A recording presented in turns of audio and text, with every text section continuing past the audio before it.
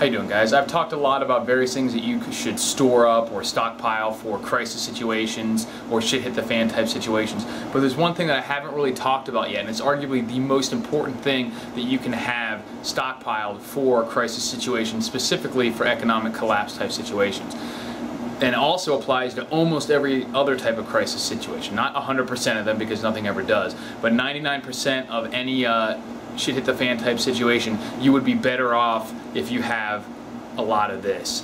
What is it that I'm talking about? Money. And you may think that that's kind of like, oh, duh. Well, then it should be obvious, but it's not to a lot of people. And people talk about stockpiling all sorts of other situations, but there are very few situations out there where you wouldn't be better off having a lot of money and having secure sources of funding and of income, and diverse sources of income. And that's something that a lot of people in the prepper community don't want to talk about because it's not flashy, it's not fun, but it is super important. Think about through history, especially American history, all the different situations where things have gone awry for various reasons.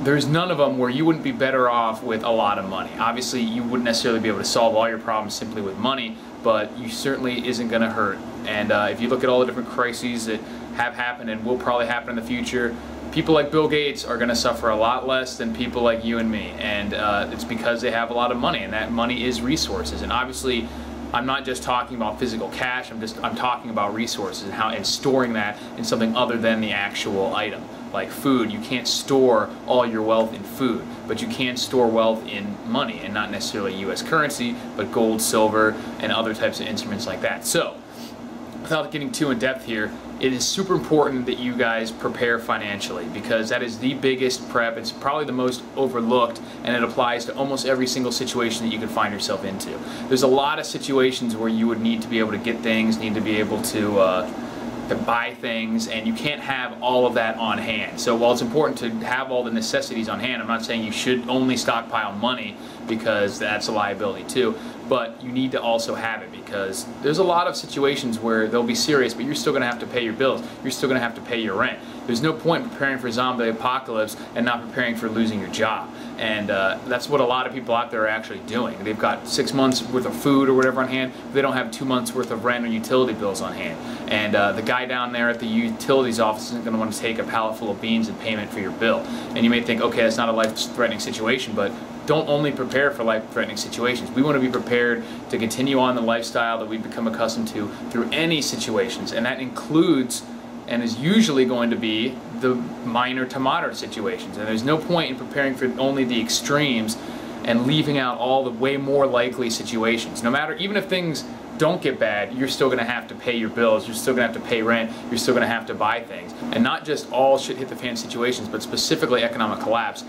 Money is going to be a lot more important, and having diverse sources of income are going to be important. So don't just stockpile cash, but put your money into income producing assets. Put it in various things that allow you to get income from different sources, because someone who is maybe making $30,000 a year with, like, $500 a month from eBay, $500 a month from mowing their neighbors' lawns, $500 a month from some part-time job, that person is a lot more resilient than someone who has $150,000 a month job doing managing some department for the local government, because that job could be easily eliminated if there's any sort of crisis, and then their entire source of income is gone. Now, obviously, if that person's living off 30 grand a year and stockpiling all that extra money, then they're going to be able to put themselves in a great position. But the point stands, you need to use any extra money that you have to be able to create these diverse sources of income and create that kind of resiliency, so that you have the money. Because basically, when you're talking about money, you're talking about storing your labor and storing your efforts to be able to use it to buy things that you need in the future. So just like we store our food, and just like we store our water and prepare to be able to do things you want in the future, all that labor that you're doing now, don't let it go to waste. Store it up so that you can use it in the future in times of economic hardship, in times of crisis, and everything like that. So get the stuff that you need.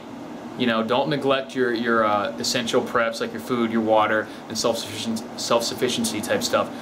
But do yourself a favor and make sure you stockpile as much money as you can. Become economically self-sufficient as well, because that's something that people are neglecting. They're trying to become self-sufficient in terms of food, water, and natural resources, but they're not becoming economically self-sufficient. So that is actually, if I could tell everyone out there, the single most important thing you can do is to become economically self-sufficient, especially the way the world's heading today. So if you guys have any comments, put them down there below, and I'll talk to you guys later.